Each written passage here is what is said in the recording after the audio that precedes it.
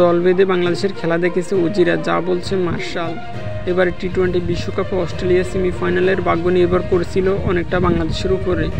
আফগানিস্তানের বিপক্ষে টাইগাররা জিততে পারলে শেষ পর্যন্ত চলে যেত অজিরা।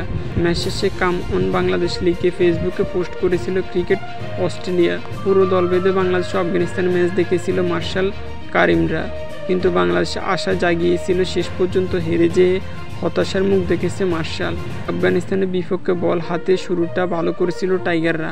তাদের নৈপুণ্য 115 রানের রশিদ খানদের আটকে রেখেছিল বাংলাদেশ। সেমিতে যেতে আফগানিস্তানের দেওয়া 116 রানের লক্ষ্য 12 ওভার 1 বলের মধ্যে তাড়াহুড়ো করে নাজমুল হোসেন শান্তদের। সেটা তো দূরের কথা, শেষ পর্যন্ত ম্যাচটাই জিততে পারেনি টিম টাইগার্স। 20টি রানে মাত্র 8 রানের জয়ে সেমিফাইনাল নিশ্চিন্ত করেছে আফগানিস্তান। বাংলাদেশে হারের নিশ্চিন্ত হয়েছে অস্ট্রেলিয়া। বাংলাদেশের টি-20 বিশ্বকাপে কাউন্টারিজম শুরুতে ক্রিকেট অস্ট্রেলিয়া ওয়েবসাইটে দেওয়া এক সাক্ষাৎকারে মিলন মার্শ বলেন, আমরা সবাই মিলে খেলা দেখেছি। এটাই অবশ্য যে সাধারণ ম্যাচ ছিল না, তাই না? অনেকবারই খেলা মোড় ঘুরে গেছে। আমরা সবাই হতাশ হয়ে পড়েছি যখন বাংলাদেশ শেষ পর্যন্ত উইকেট পড়ে গেল।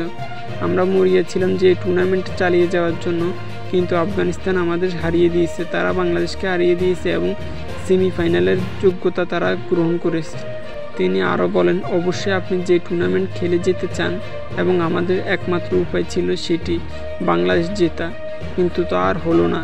কিন্তু এটাই আমাদের একেবারে নিয়ন্ত্রণের বাইরে চলে গেছে এবং আমাদের দায় শুধু আমাদেরই।